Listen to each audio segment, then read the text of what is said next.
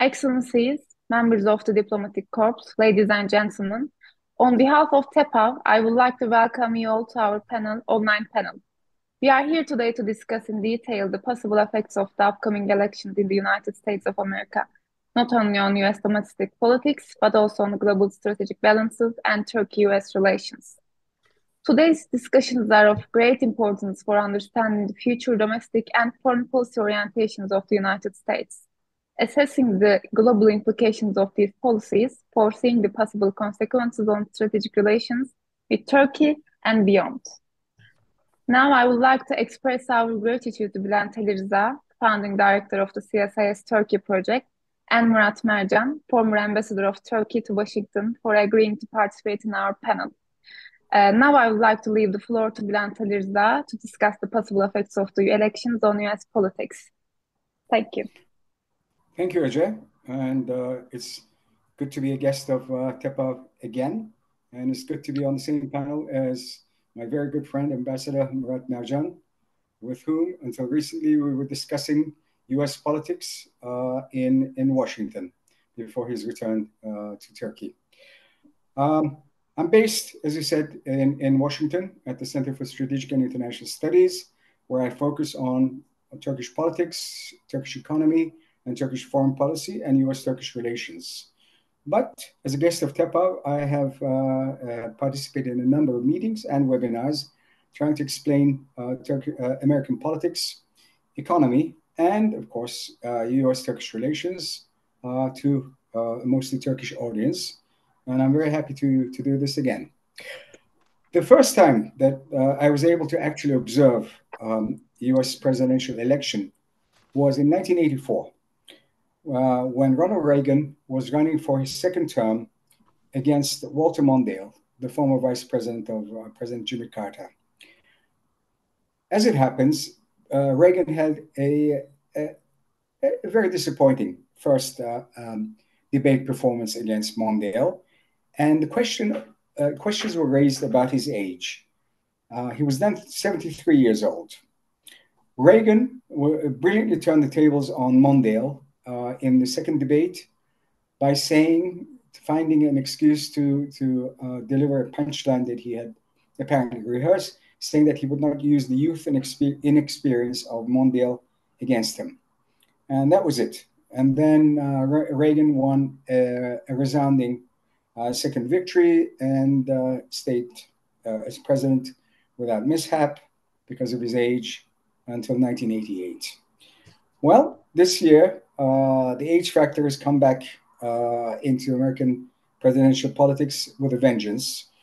Throughout this year, and maybe a little bit before that, questions have been raised as to whether Biden's age, he's now 81, was going to be an impediment to him winning a second victory and then, or even completing his second term. And there were people who said, well, if you vote for Biden, you're going to vote for his vice president becoming president, just like Johnson in 1963 after Kennedy had been shot. Biden resisted these calls, maintained his confidence, and even though the majority of even Democratic voters said that they would prefer him dropping out, said that he was the only one in the Democratic Party who could beat Trump.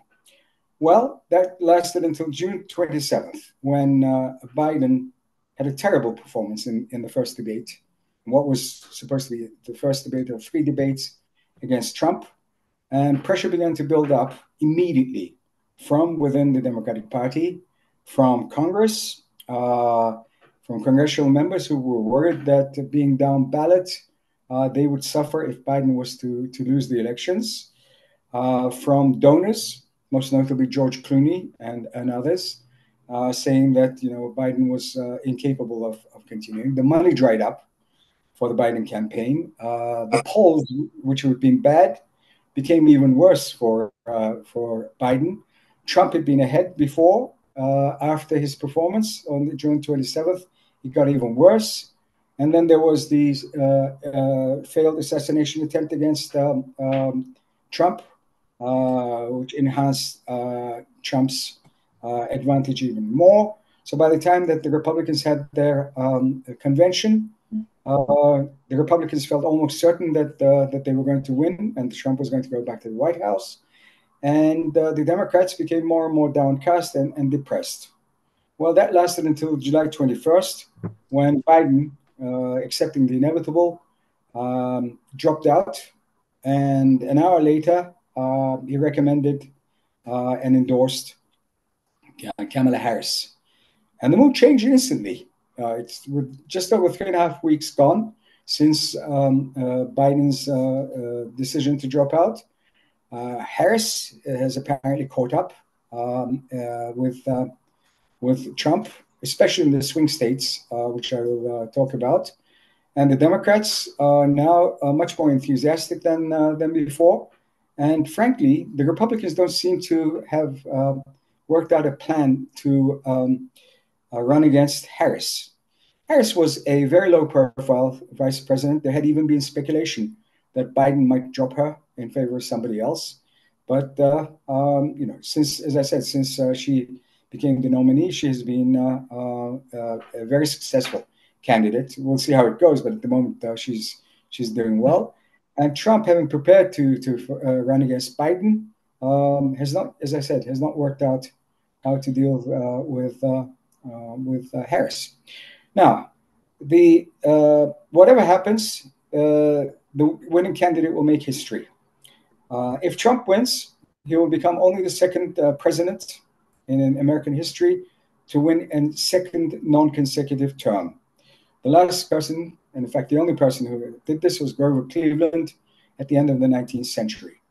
And if Harris wins, she will become the second Black American. Now, her father is Jamaican, her mother is Indian, but she identifies as a Black American.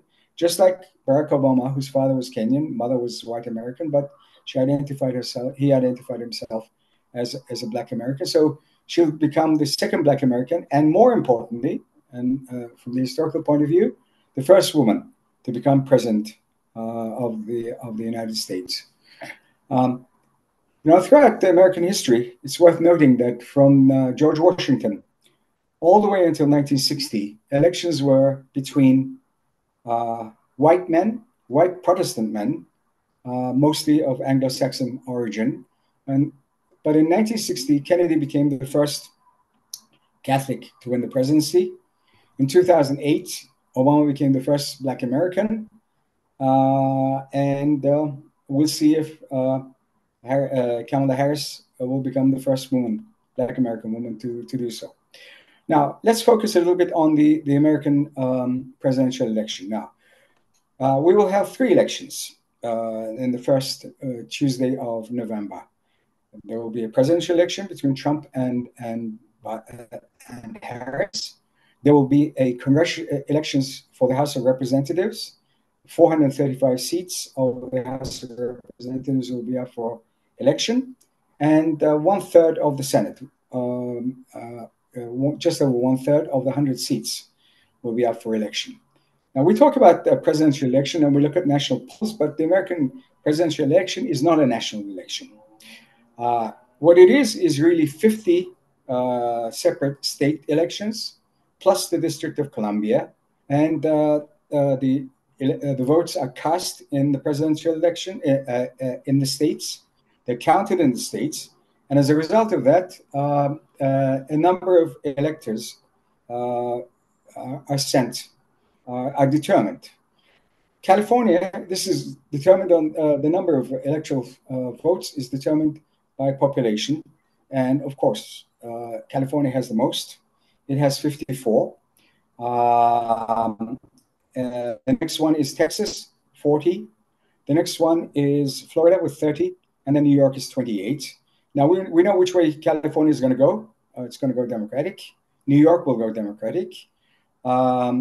Texas and Florida will go Republican. And the majority of states, in fact, 43 altogether, we pretty much know which way they're going to vote. They're either going to be Republican or Democratic. The election will be determined by 7 states, in particular 3 Wisconsin, Michigan, and Pennsylvania. But on top of that, Arizona, Nevada, Georgia, and North Carolina. If Harris was to win the first three states I mentioned, and she's caught up with Trump there, she will almost certainly win the election. It was known as, these three states were known as the Blue Wall, and in 2016, Trump broke that wall and became president. In 2020, Biden won them back and became president. Now, we can make a safe prediction that the votes for the Democratic candidate are going to be much higher than the votes for Trump. That's because the votes that are cast in California, will be surplus to requirements. Hillary Clinton had actually won 4.5 million more votes, if I remember right, than Trump, but she'd lost the election. Biden also got more votes, and I'm almost certain that Harris will get as many votes, whether she wins or she doesn't. The white vote, percentage of the white vote is declining, but nonetheless, it's still a majority. And Trump, it seems, set to win the majority of white male votes, especially the less educated white men. But then against that, of course, Harris has other advantages.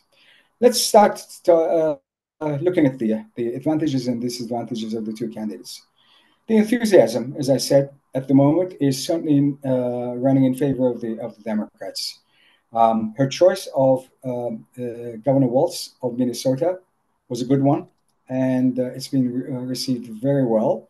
Whereas Trump's choice of J.D. Vance, and particularly because of his earlier comments about childless women and other sharp comments, have not gone down well.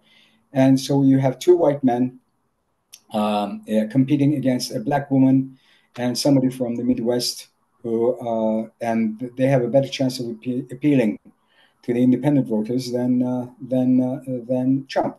Now, 3 years back,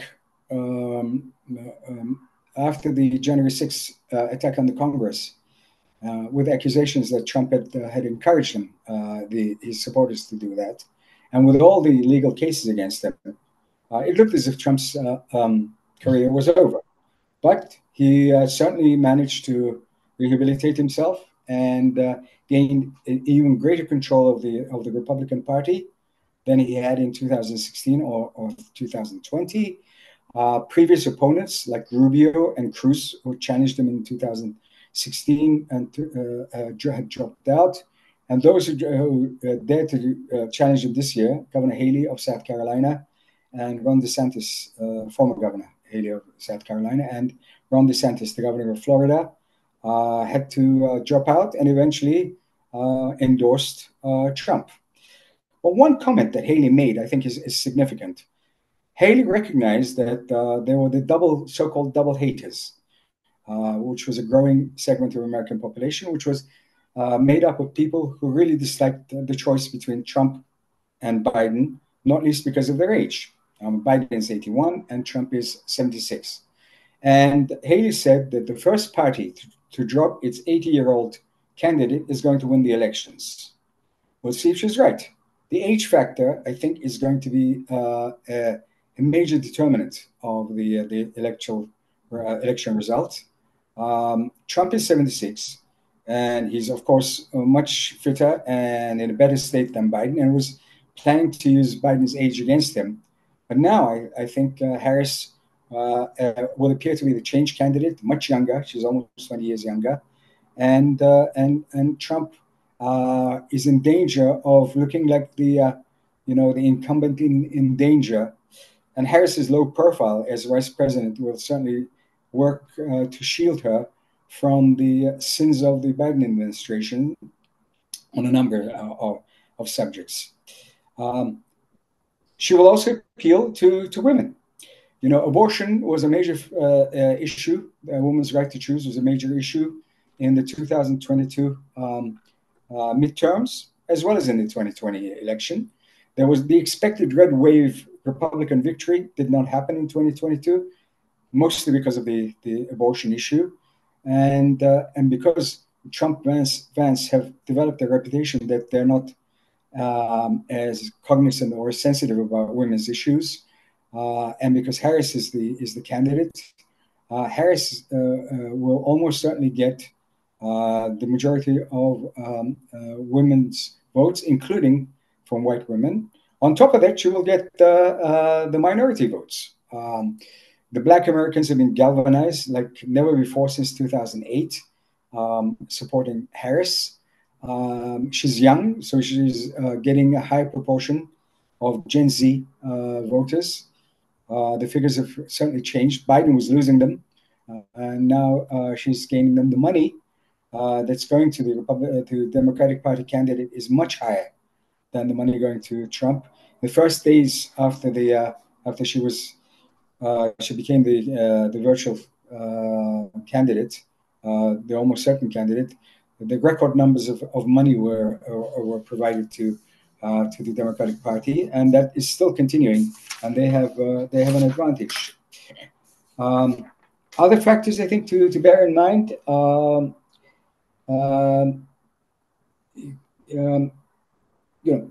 Trump's personality, I think, needs to be mentioned. Trump has always been an abrasive character. Now that appeals to the 35, maybe up to 40% of the electorate that are MAGA, Make America Great Again supporters. But it may offend, particularly because of what happened on January 6th, the middle,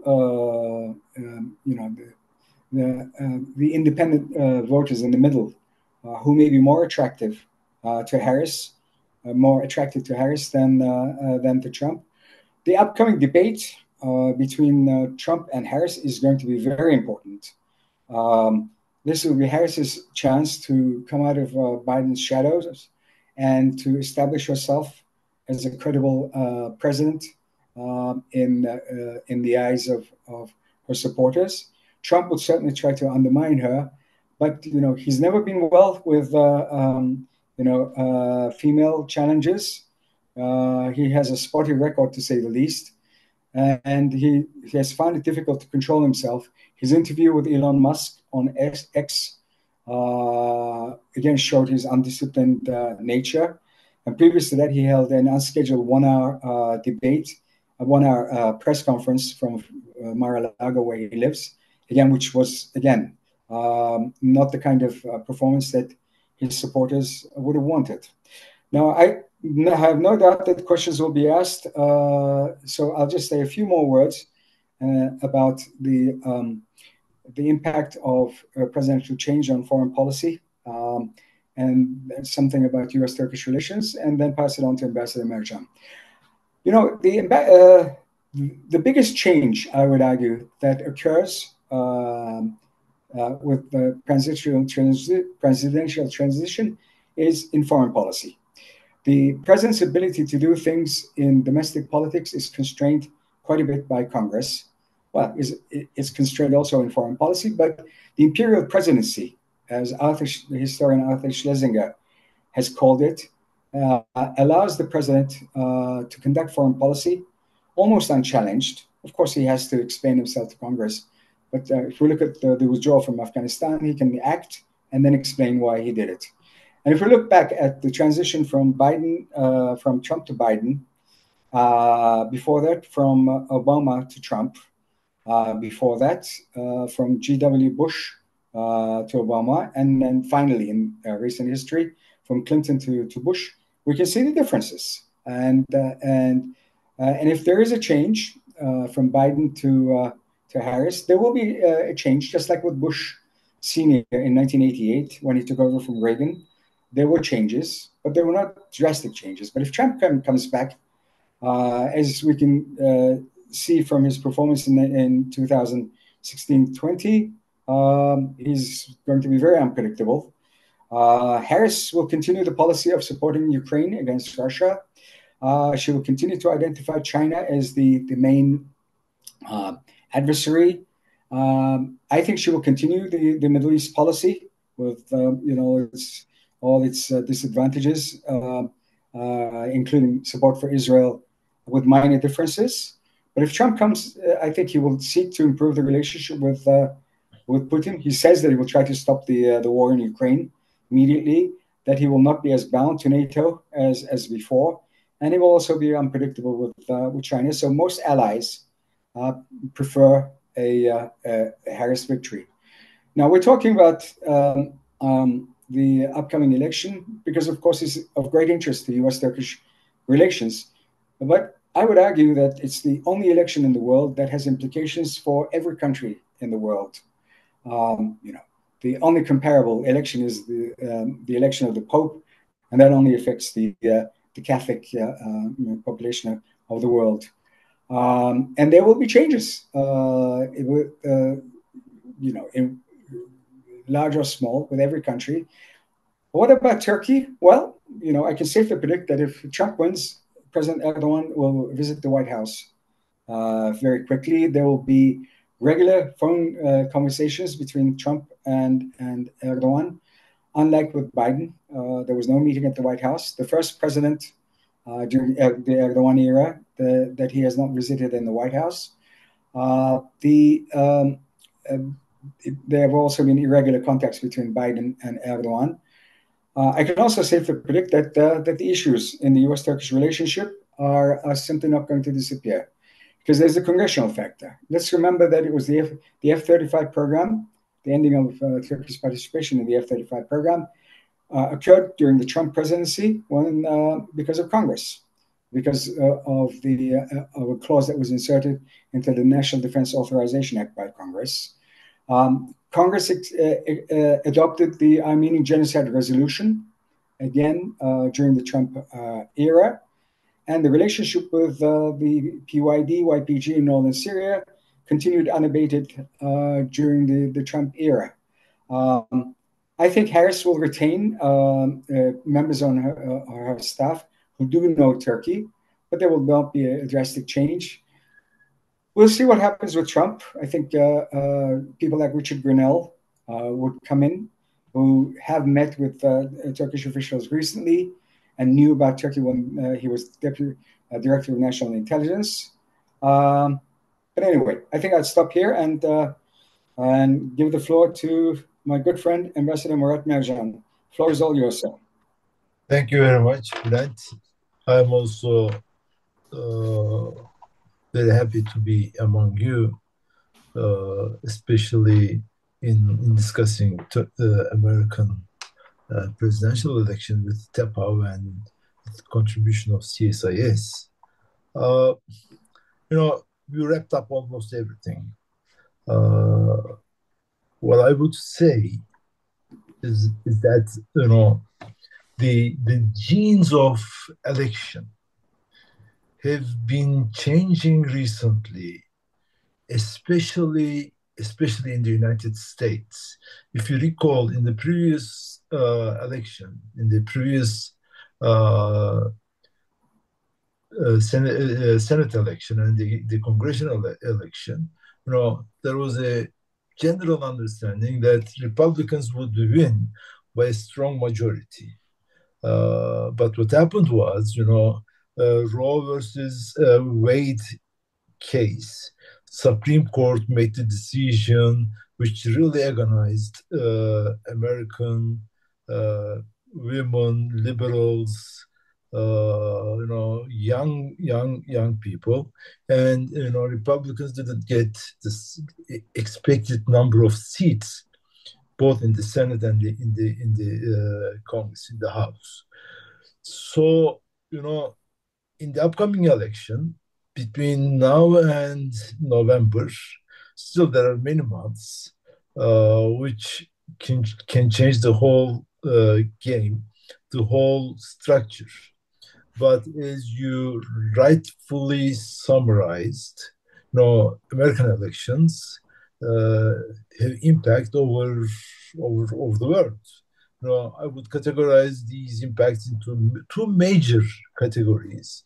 One is, of course, the economy, and the other one is the foreign policy, the Americans' regional policy, you know, the way the president is perceived American foreign policy, both in the Middle East as well as in the Caucasus and mainly emerging Far East, Pacific. In the economy side, it's easy to predict that there wouldn't be major difference between the two presidents and their key players' choice, because American economy is, probably inflation is being contained to a certain extent, approaching to 2%, and the expectation is that, within months, United States will start reducing interest rate, which will have definitely global impact all over the world. I'm not an expert on this, but we should keep this in mind that, American administrations, and not administration, Fed's decision regarding the rate cuts, as well as how much protective American administration would be, I mean, the president would be in terms of American manufacturing goods, will definitely shape United States relations with China and with Europe and other parts of the world. So this is one avenue of tension coming up, regardless of whom would be elected. On the foreign policy front,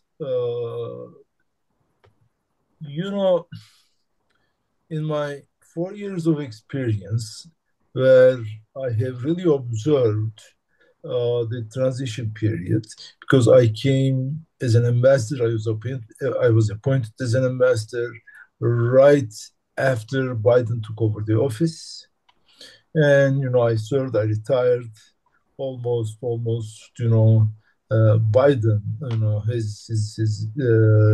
is going to leave the office. What I observed as an ambassador, and as a Turkish ambassador, I would have to make this distinction, that yes, it's true, as Bülent said, foreign policy is totally shaped by the president. It's his own decision. But for Turkish American relationship, in addition to president's important role in shaping the relationship between the two countries, Congress is absolutely very important. And the other factor which really is important for the upcoming president, whoever that might be, is how the lobbyists in the United States will affect presidential election, as well as will affect president's inner circle to shape up. So those are the issues I think we would be eager to know. We would be very careful how things evolve. But if you ask me, from a Turkish former ambassador perspective, there would be, as Bülent said, there would be minor difference between the two presidents, whoever that might be, regarding shaping their Middle East policy, especially its relationship with Israel, as well as the war going, how they act on the war going on in Gaza. From our perspective, of course, being able to have the communication channel open is vital, from the Turkish government perspective. When I was an ambassador there, Bülent knows it very well, we had we were able to establish good communication channel between the Congress, with one exception, and probably Bülent would want to disclose that later on, which really blocked many things.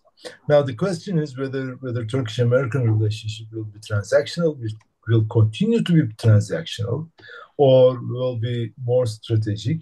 I think we will know this better in coming days, and how Ukraine-Russia war will shape up, how Israeli-Palestinian conflict will evolve, as well as whether U.S. will take strong political action against China, which I thought won't. None of the presidents, United States president, will challenge China's foreign policy the way they had challenged Russian foreign policy, especially in Ukraine. So exciting times are waiting ahead of us. I'm very eager to follow how the election will evolve. When I was in the States, when I was in DC, some whisperers told me that Biden would not be a candidate, and it happened so. Uh, American policy, American foreign policy, not foreign policy, American politics is also based on deep state establishment factors, how they play a role within themselves, and what kind of uh, fight uh, among them will come up. So we'll see how things evolve. Uh, you know, it will be very challenging time. In addition to what's going on in Ukraine and in Palestine, as well as in addition to all these developments in technology, in artificial intelligence, it's very, very challenging times for all of us. Let me stop here and maybe, Bülent, if there's any question raised to me, I would like to respond. I would be very happy to respond. Thank you so much. In fact, there are questions which I will pose. But before then, I'll take advantage of my position as moderator to ask you to comment on the various issues that were there even before you came to Washington, that continued while you were there. And now you were diplomatic enough not to mention Menendez's name, but of course you were referring to Menendez, who, as we know, has had to resign from the Senate because of a legal problem, and in fact may well go to jail. But it wasn't just Menendez, as you know. There were many others in Congress, especially in the Senate, who were willing to hide behind Menendez on some of the issues that bedeviled U.S.-Turkish relations. I said in my brief remarks that I thought that those issues would continue, and you also rightly said that the congressional factor would continue. How do you see the evolution? Excuse me. How do you see the evolution of those questions, either under Harris or with Trump? Now,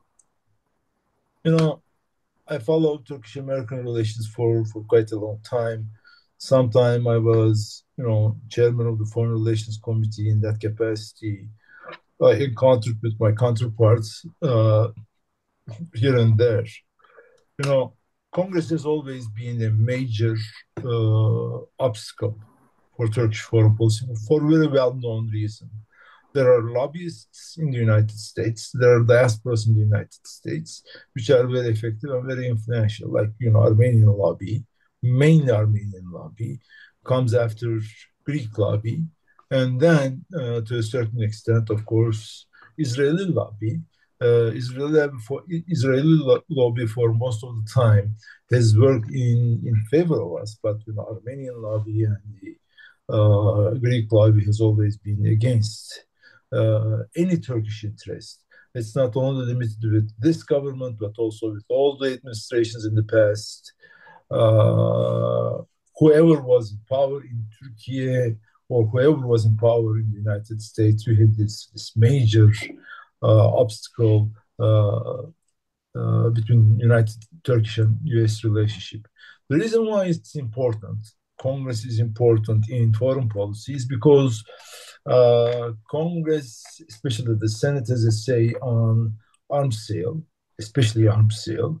The Senate also has a say and has almost veto power in appointing ambassadors. So when it comes to Turkey, when it comes to Türkiye, several arms sales have been blocked by the Congress, either by the Congress or by the administration, because of Americans' dislike against Turkish foreign policy, and this has been the case since 2017, as I understand. As I understand. So even during the Trump era, during the Trump time, cuts restrictions has been imposed not only by the government but also by the Congress. So, nevertheless, Congress has always been a problem. When I was there as an ambassador, it has been also a problem. But things have drastically changed, I would say, after after United States realized strategic importance of Turkey. Turkey is in a vital place geographically. It's in a vital place in terms of reaching out other countries, other communities in the region, and especially when Russia invaded Ukraine. You know, American administration has once again understood how important Turkey is in terms of its regional influence. I would not want to say power, but in terms of its regional influence. So, for for God's sake, I can tell you that we have been working very positively with the Congress. We have been able to achieve almost everybody in the Congress. Yes, you might be right that some of the senators might be hiding behind Menendez. But I will disagree with you on this case because most of the senators and congressmen follow the policies of their leadership. You know, there are some big guys, both in the Senate and in the Congress, who really drive the policies. And when we reach out to those people, they really changed their mind vis-a-vis Turkey's importance in the region, especially after, as I told you earlier, Ukraine war. Now that we have, in addition to this, we have this aggression of Israel to Gaza and massacring many people. I'm not quite sure whether this will have any impact over Turkish-American relationship in the Congress. We will have to see.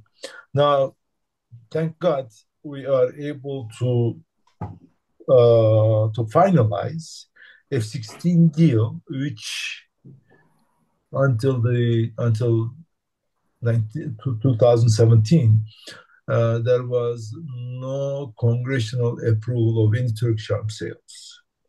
And we're talking about Turkey being NATO member versus United States being NATO member. So we can always argue how unfair this is, its implications.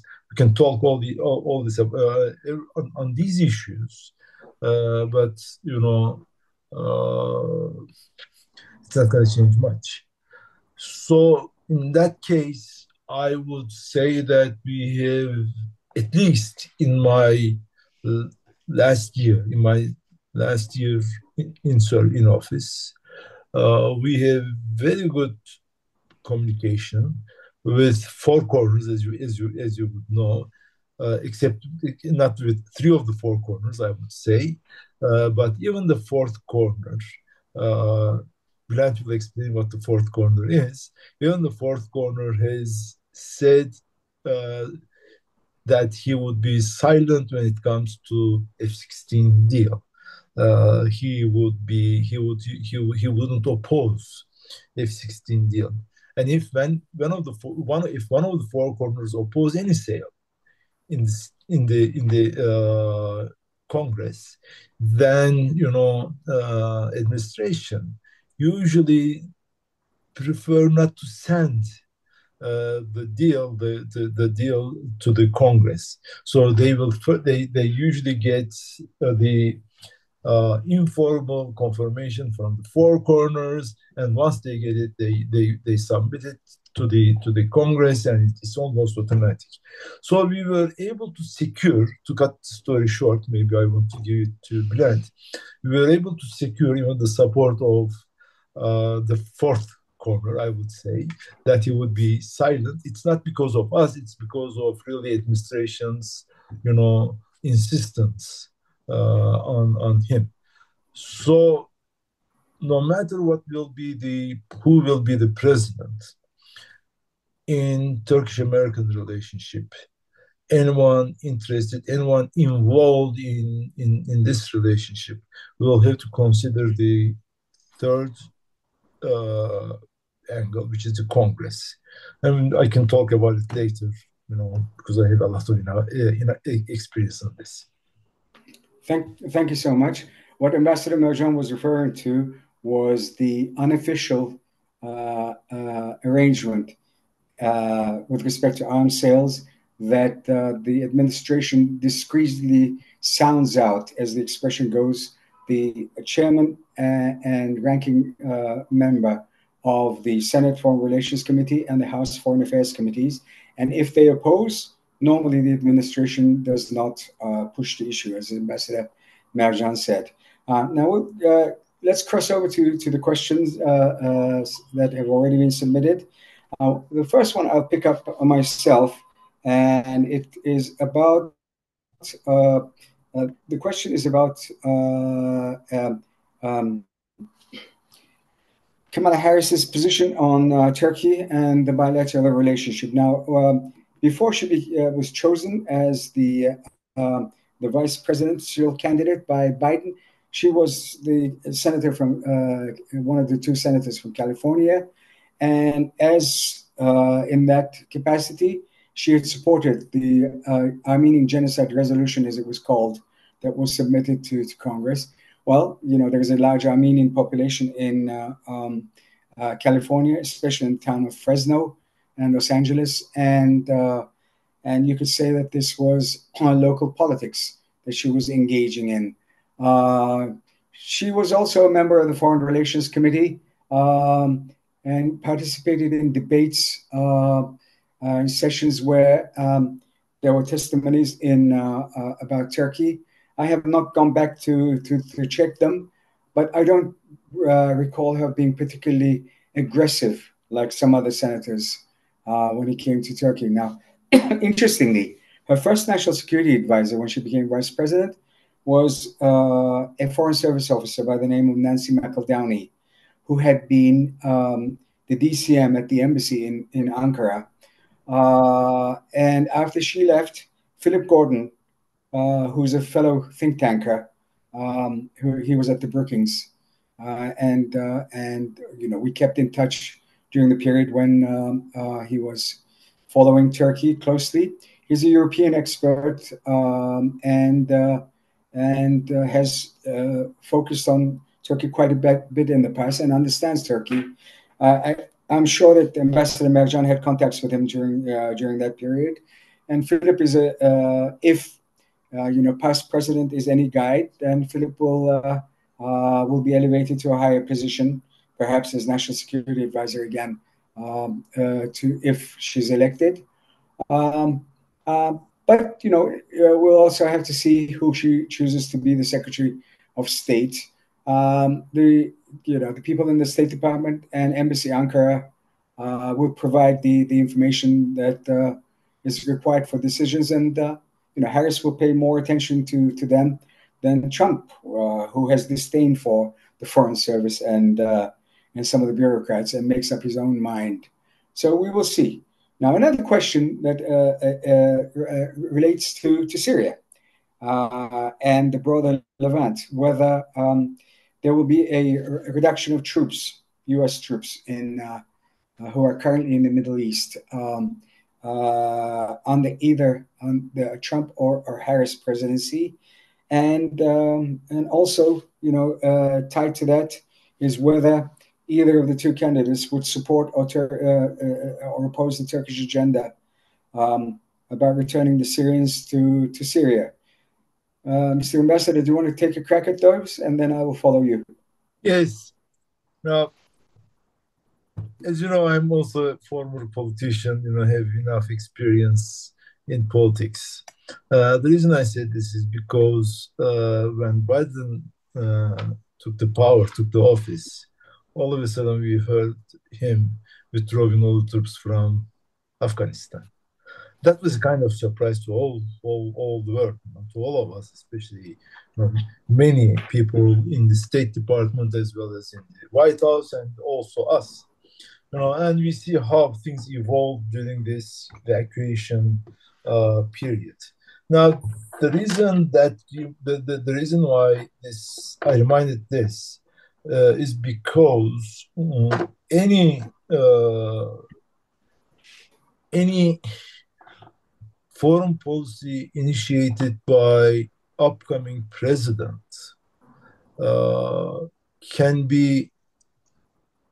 cannot be assessed, cannot be predicted in advance. Now, we know what the statements made by many former presidents regarding reduction of troops in Iraq, reduction of troops in Syria, and this was also former president as well, but nothing has changed yet. So I would be very skeptical whether there will be any short-term change in the position of the United States in Syria and in the region at large. But as policymakers, as think tankers, we should be always prepared if and when things change drastically in American foreign policy for the Middle East, which is possible. I'm not ruling out this possibility of withdrawing troops from Syria, but at the same time, given the conditions, I don't expect withdrawal of troops from Syria nor from Iraq. But despite all this, I think we should be able to consider and think about what the outcomes of withdrawal could be and what Turkey should do. In terms of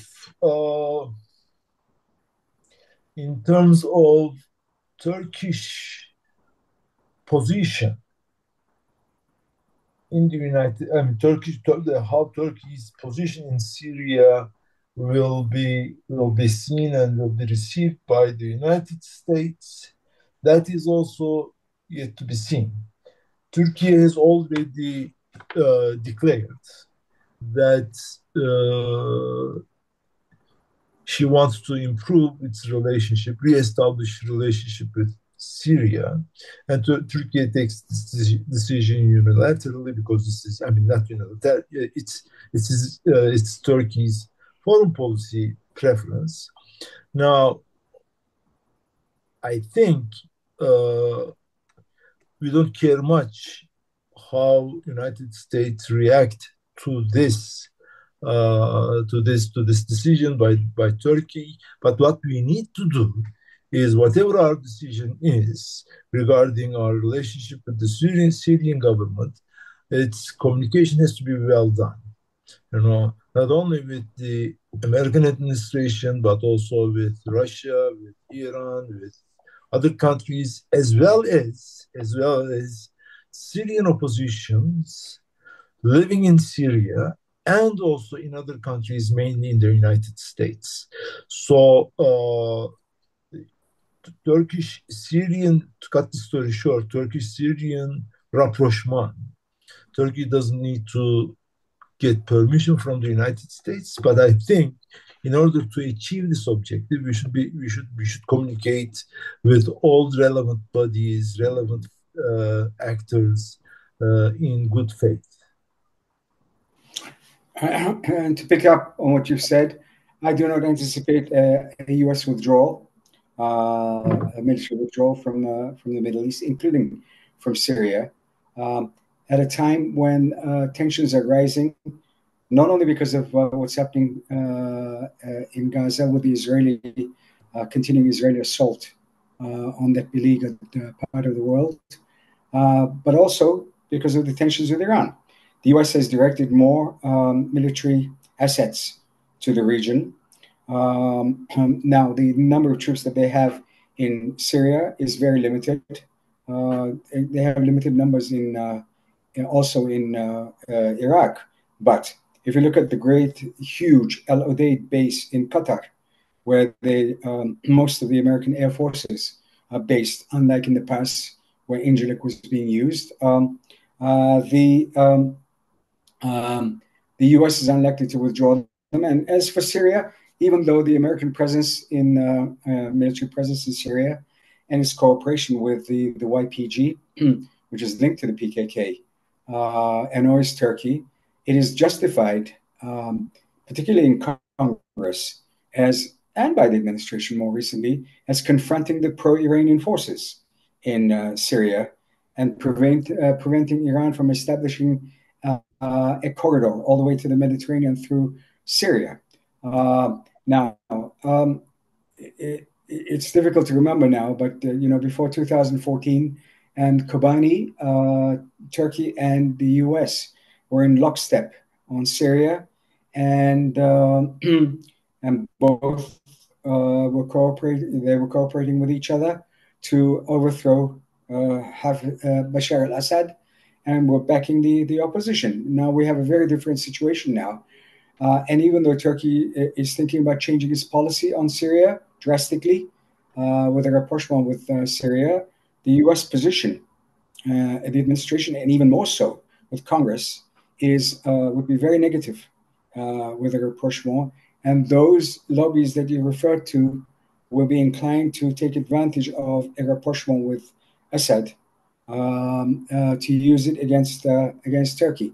How we will see, but again, it's something that, as you rightly say, needs to be communicated very carefully.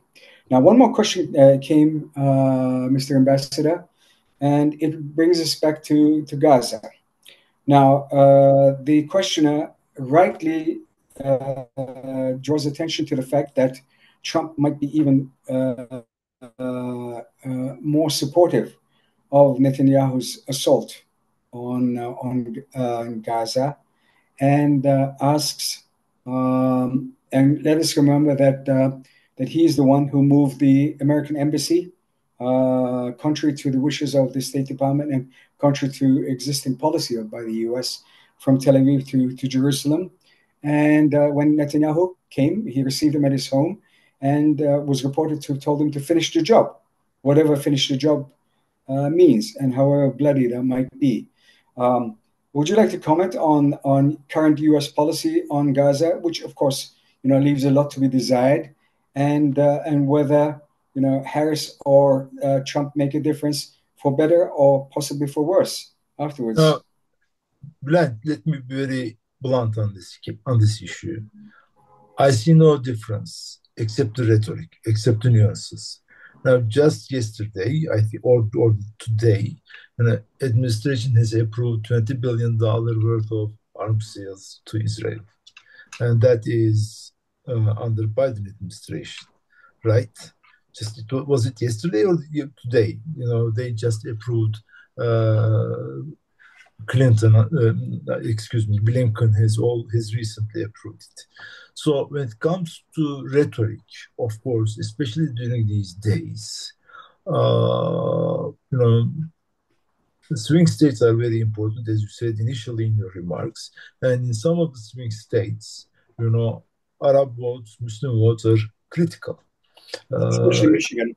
Michigan, Pennsylvania, Wisconsin, especially Michigan. But at the end of the day, you will either win these three swing states, or you will lose the election.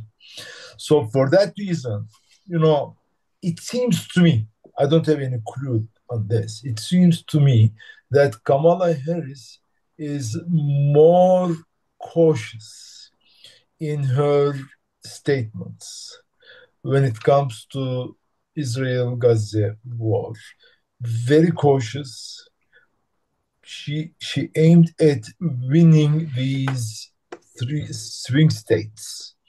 So, her statements seem to be moderate than Trump's statement. But when it comes to, was it 21st of January, the president takes office? Was it January 21st or whenever? 20th, I believe, but I may be wrong. Whatever, January 20th, around 20th, when whoever president is, when that president sits on his or her chair, I don't think there will be any change in U.S.-Israel relationship, mainly because of the lobby in the United States. We can talk about this different, more heavily. One other thing I would like to say, and probably kind of in contrast with what you've said, Bülent, we'll probably have to discuss this over lunch or dinner. But what I see and sense is that, Middle Eastern politics, especially with Israel's, aggressive, cruel attack in Gaza, the main motive of this attack is not just to suppress Hamas, but it's beyond that. I know how difficult for me to formalize this because there are many people who are watching this, but I'm very concerned about the developments in the region. And these developments may go beyond what its current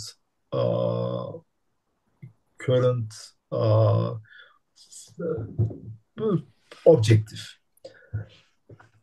For that reason, things may easily get out of control.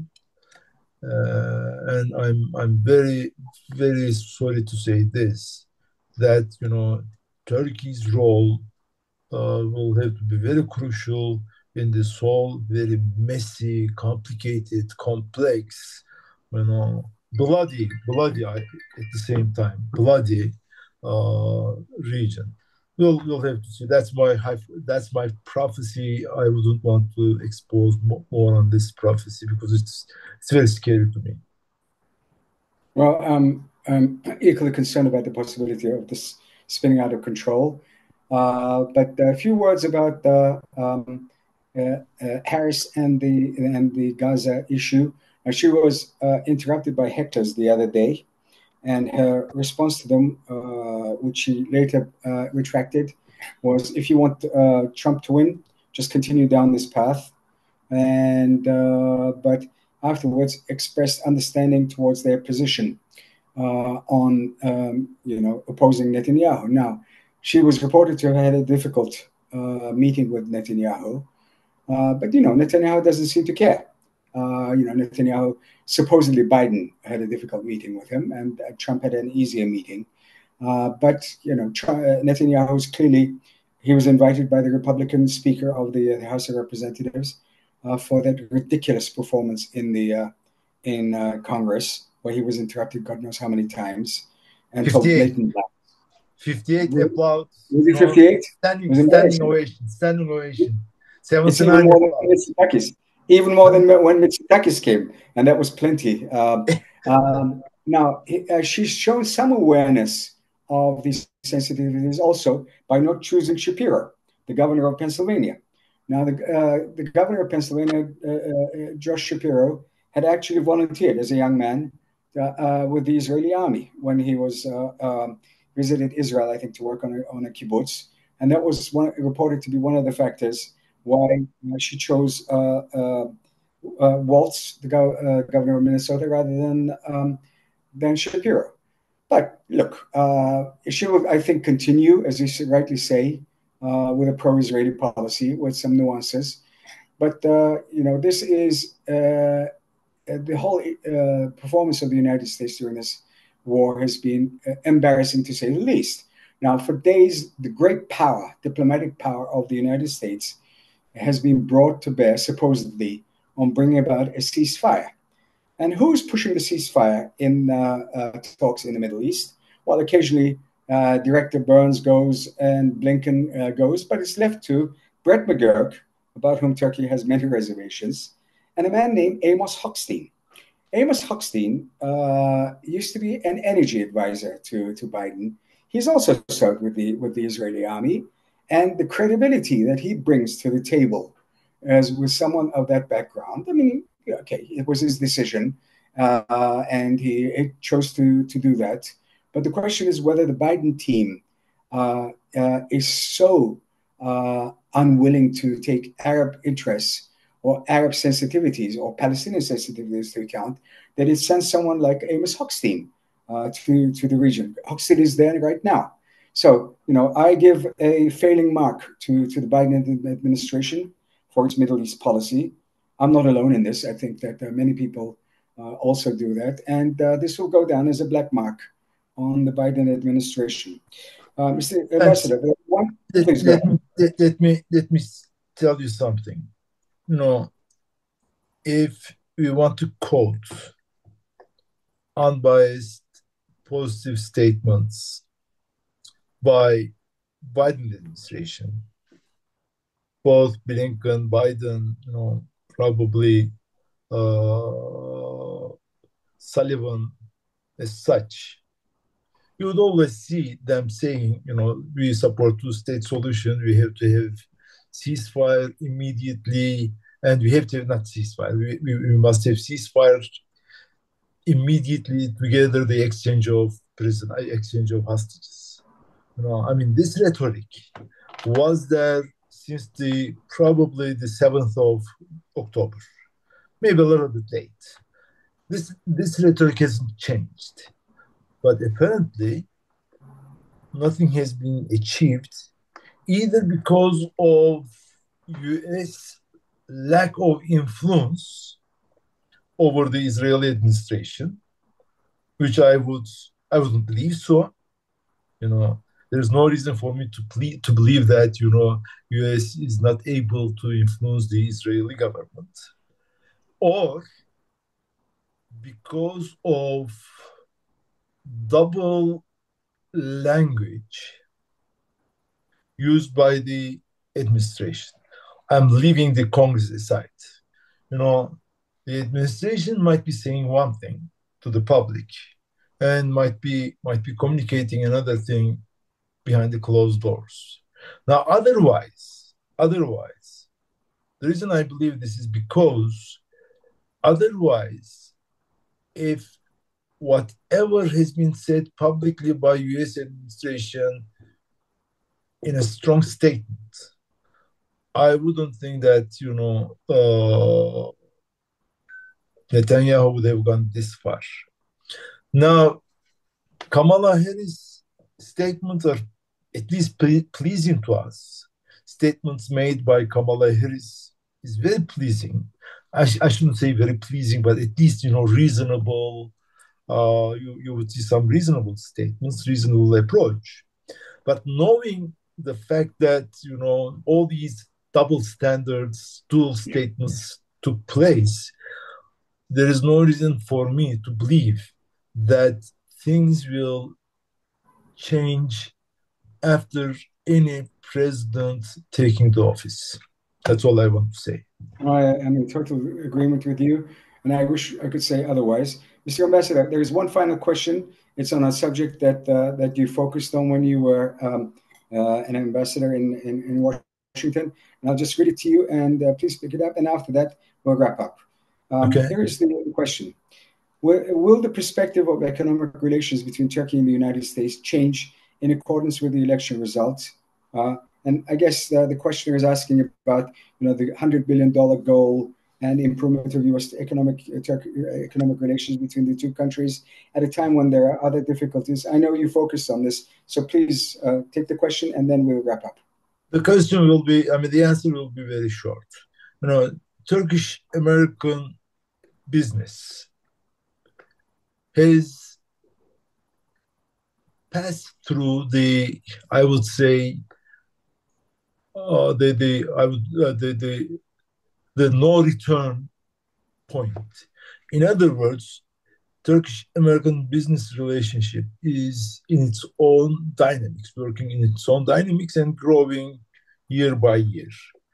So I don't think that there will be, any change on this positive trend, on this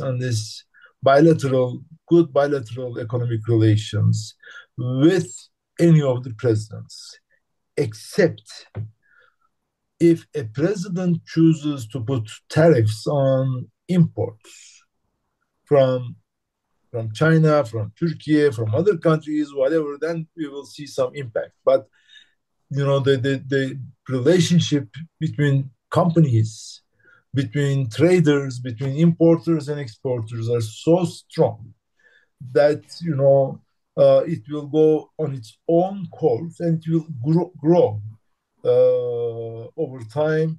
And I would see no reason that it will pass $100 billion threshold. I mean the target.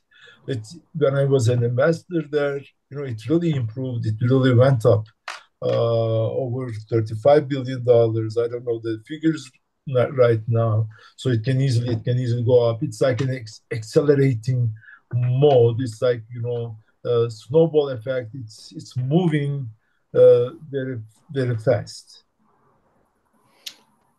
Yeah, I thank you again for that answer. And before I wrap up, I will beg your indulgence and those of our listeners to read a comment sent by Ambassador Francis Ricciardoni, who participated in the last panel that we had.